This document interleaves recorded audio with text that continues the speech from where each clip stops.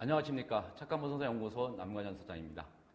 지금까지 여러분들한테 그 금융자산관리 기초 알려드리고 있는데, 오늘은 금융자산관리 기초 5번째 시간입니다. 오늘은 지난주에 있어서 이제 보험을 알아봤지만, 오늘은 이제 펀드 상품에 대해서 알아보도록 하겠습니다. 좀 금융지식이 좀 필요하거든요. 펀드 상품을 좀 해야 되는데, 근데 대부분 사람들이 입장에서 본다면은 금융지식이 거의 우리나라 사람들이 대부분 없습니다. 뭐 이런 얘기 한번 드릴게요.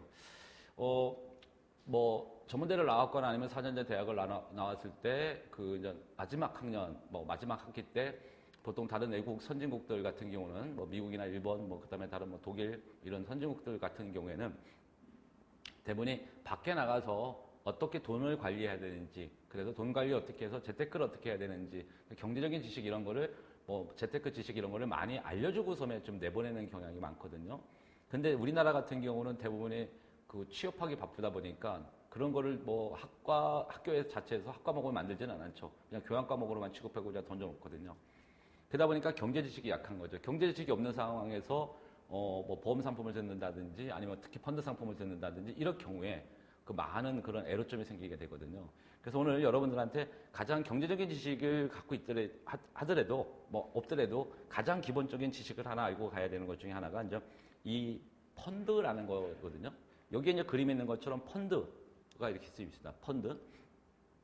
펀드는 여러 사람이, 투자자들이 여러 사람이잖아요. 여러 사람들이 돈을 모으는 거예요. 그 돈을 누가 모으느냐? 그게 은행이나 증권사, 판매사가 모으는 거예요. 판매사는 상품을 판매하는 거예요. 그러면 이 펀드 상품을 만드는 회사는 누구냐? 펀드 상품을 만드는 거는, 그럼 이게 누구냐면 이게 자산운용사입니다. 펀드 상품을 만드는 건 자산운용사예요. 그러니까 자산운용사가 펀드 상품을 만들어요. 이거를 부동산에 중점적으로 들어가는 펀드를 만들 것이냐, 채권에 관련된 펀드를 만들 것이냐, 아니면 주식 관련된 펀드를 만들 것이냐, 여러 가지 상품을 만듭니다. 그 상품을 우리는 이 상품을 갖고 연간 수익률을 6%로 보장해 줄 테니까, 그 다음에 플러스 더 나오게 되면 고객한테 더 많은 이득을 줄 테니까 이렇게 만들어요. 그러면 이런 펀드 자산운용사가 펀드를 만들어서 소위 말하면 수탁회사, 이거를 운영할 수 있는 수탁회사를 갖다가 지정을 해줍니다. 지시를 하는 거예요. 그러니까 그 수탁회사가 만약에 펀드 상품을 만든 자산운용사가 수탁회사가 될 수도 있지만 수탁회사한테 의뢰를 줬어요. 운영 지시를 합니다. 그래서 수탁회사가 주식이나 채권, 그 다음에 부동산, 파생상품, 실무자산 등 이런 거에 투자를 하는 거예요. 그럼 투자를 해가지고 수익이 발생될 거 아니에요. 그러면 이 수탁회사, 자산운용사도 같이 될 수 있습니다. 이러면은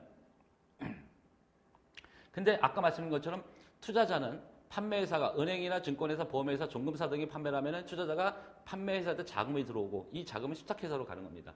그럼 수탁회사가 주식이나 채권, 부동산, 파생상품, 실물자산 등에 투자를 하게 돼요. 그럼 거기에 수익이 나옵니다. 그래서 수익이 나오게 되면은 이렇게 수탁회사가 들어와요. 그럼 수탁회사는 미리 여기 판매회사를 거쳐가지고 투자자들한테 뭐하냐면 그 수익금을 주는 거예요.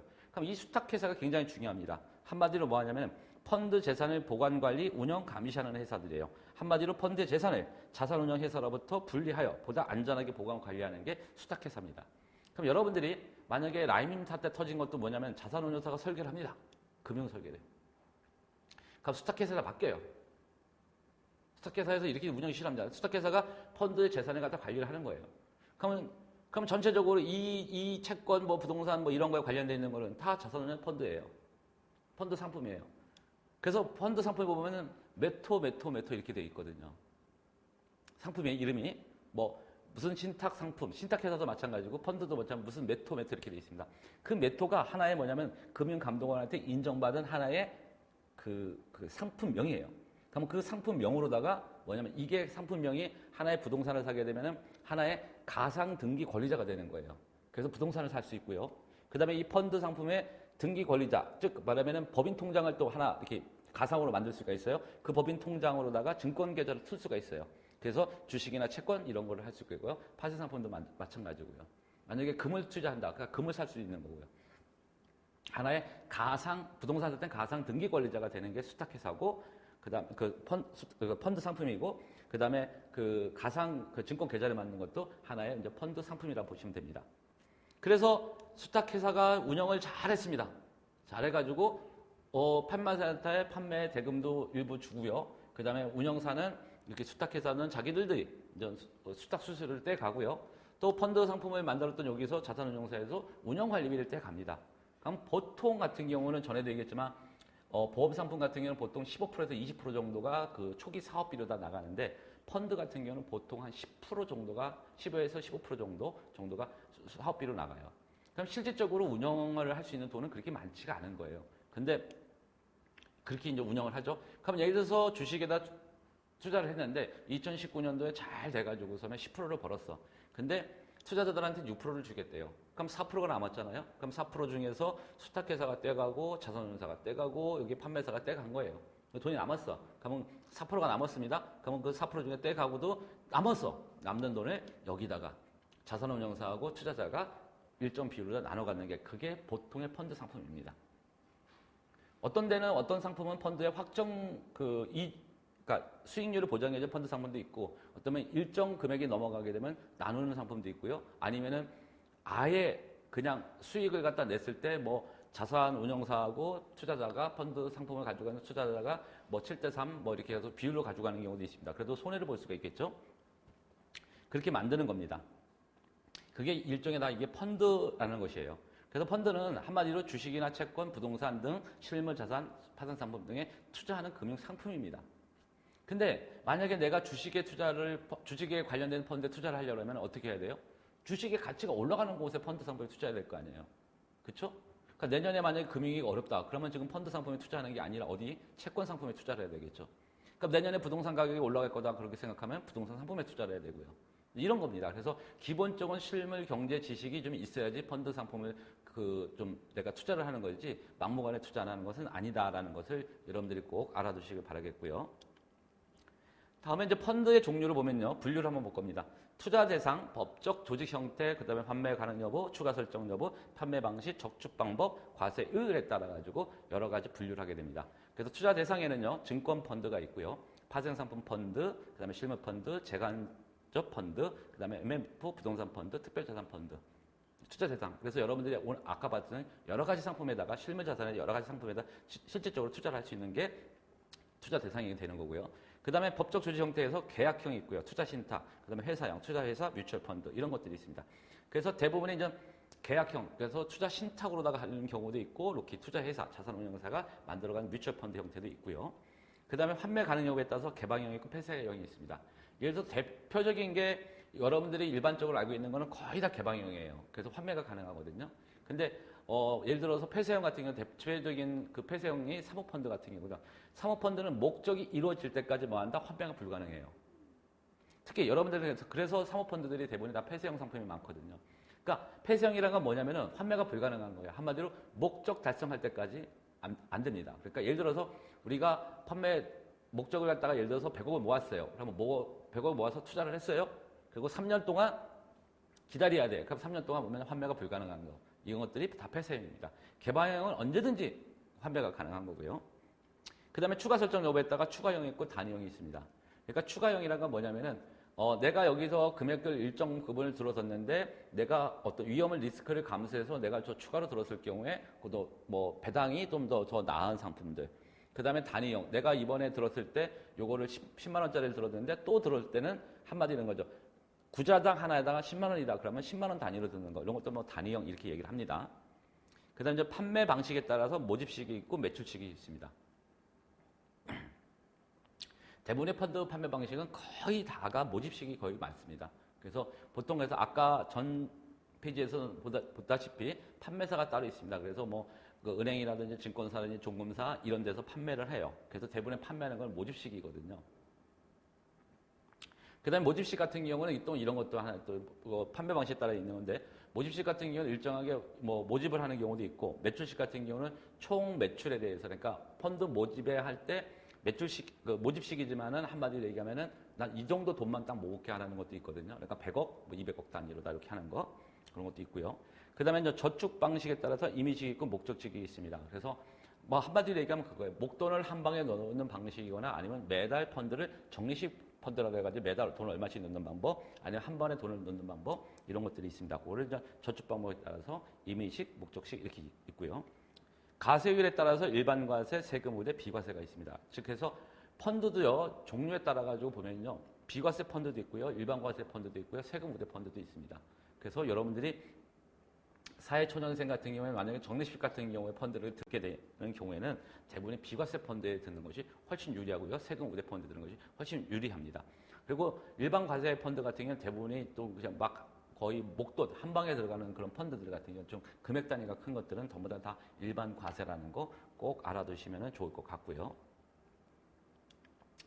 그다음 이제 펀드 투자 전략에서 이제 펀드의 기본적인 내용을 알아봤으면 이제 펀드 투자 전략이 있는데 펀드 투자 전략은 펀드 투자 전략이 아니라 모든 이 어떤 자산 어떤 운영하는 회사라든지 모든 어떤 경제적인 측면에서 봤을 때 이제 액티브 전략이라든지 패시브 전략 이런 말을 많이 씁니다.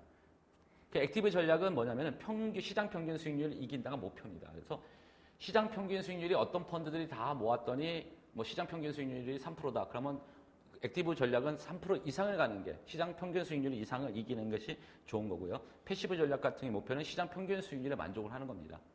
그래서 액티브 전략 같은 경우는 보통 파생 상품이라든지 아니면 주식 이런 게 많고요. 그다음 패시브 전략 같은 경우는 실물 자산이나 또는 아니면 채권 이런 것 쪽에 좀 많습니다.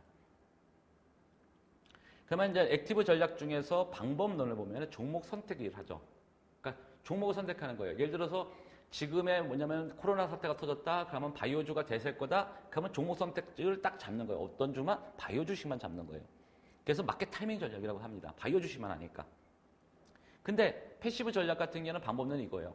바이오 주식도 올라갈 수 있어. 하지만 다른 주식도 올라갈 수 있어. 그런데 전체적으로 시장 분위기상 계속 가격 주가 지수가 올라간대. 그러니까 시장 전체 주식을 매수하는 거예요. 그걸 우리 패시브 전략이라고 하거든요. 그래서 보통 뭐 ETF라든지 인덱스 펀드들인 데 투자를 해요. 그러니까 주가 지수에 연동하는 그런 프로그램에다 투자를 하는 거예요. 그래서 ETF라든지 인덱스 펀드에 투자를 하거든요. 그 다음에 이제 목표에 도달할 확률 같은 경우는 액티브 전략은 매년 전체 투자자 중 30% 능력 또는 행운이 좋은 사람들한테 좀 약간 30%의 목표에 도달할 확률이 있고요. 10년 동안 전체 투자자 중에서는 1% 정도가 되는데 그 1%에 속하는 사람들이 밑에 있는 사례를 보면은 워런 버핏이나 피터 린치, 조지 소로스, 특히 조지 소로스 같은 사람, 피터 린치 같은 사람 굉장히 그 파생 상품에 투자를 해가지고 어마어마한 수익률을 기록하는 사람들이죠. 그 다음에 이제 패시브 전략가는 누구나 가능하죠. 능력과 행운이 없습니다. 왜? 주가지수 연동해서 가니까. 그러니까 적어도 매년 30% 이내 정도 속하죠. 10년 동안 전체 투자자. 그래도 10년 동안 전체 투자는 1%밖에 안 됩니다. 참 희한하죠? 목표에 돌아올 확률이 10년 정도 가도요. 결국 1%밖에 되질 않아요. 그럼 여러분들이 한번 볼게요. 10년 후를 장기적으로 내다보고서 투자를 할 수 있는 사람이 몇이나 되겠냐고요. 세계적인 유명한 어떤 그런 투자자들 같은 경우도 10년 동안에 도달할 수 있는 확률이 1%밖에 되질 않는다. 굉장히 어떤 의미에서 큰 거죠. 그래서 어떤 면에는 이 금융상품에 투자한다는 것은 굉장히 금융 경제 지식이 엄청 많아야 된다는 걸 하나 얘기하고 있고요. 장점을 한번 보면요. 액티브 전략 같은 시장 대비 초과 수익률 달성으로 부를 축적하고요. 위대한 투자자로 칭송을 많이 받게 되죠. 장점은 그렇고요. 단점은 투자에 많은 시간과 돈을 소비해야 돼요. 그리고 소위 말하면 이런 거죠. 주식 투자하는 분이 어떤 주식을 매집을 했는데 그게 가격이 하락을 해. 그러면 보통 배팅을 하거든요. 보통 단가를 갖다 줄이기 위해서 배팅을 하는데 전체 금액은 손해가 되는 거거든요. 단가를 갖다 줄이지만은. 그래서 그렇게 하기도 하는데 그래서 사실은 이렇게 보면은 액티브 전략 같은 추구하는 사람들은 투자에 많은 시간과 돈을 소비하죠. 그래서 굉장히 능력이 있는 극소수만 달성이 좀 가능하고요. 패시브 전략 같은 장점은요. 투자는 있고 인생을 즐기는 거죠. 왜? 주가 지수 올라갈 거니까 내가 거기다 배팅하고 시장 평균 수익률 3%만 내가 만족하고 갈게. 이거잖아요. 그러니까 누구라도 어느 정도 동일한 결과물이 나올 수 있고요. 그래서 인생을 즐기게 되죠. 투자의 기술이나 노하우들은 많이 필요치 않습니다. 그러다 보니까 이런 패시브 전략을 많이 쓰는 상품들이 대부분 이제 펀드 상품들 중에서 아까 말씀드린 것처럼 채권 상품이라든지 실물자산 펀드 같은 경우에 대부분이 패시브 전략을 많이 쓰거든요. 패시브 전략의 단점은 시장 하락 겪고 손실 불가피해요. 그 다음 시장 평균 수익률에 만족할 수밖에 없거든요. 왜? 거기서 높아도 결국은 팔아요. 그러니까 예를 들어 주가 지수가 올라간다. 그러니까 시장 평균 수익률이 3%인데 4%만 가도 팔아요. 대부분 이런 식으로 가기 때문에 시장 평균 수익률에 만족을 하게 됩니다. 존 보글 같은 사람이 대표적인 패시브 전략을 가져가는 사람들입니다. 그래서 오늘 여기 금융지식이 필요한 펀드 상품 이야기에서 첫 번째로다가 해가지고 이렇게 펀드 투자 전략, 펀드란 무엇인가, 그 다음에 펀드에 관련되는 분류, 그 다음에 펀드 투자 전략 이렇게 해가지고 세 가지를 알아봤습니다.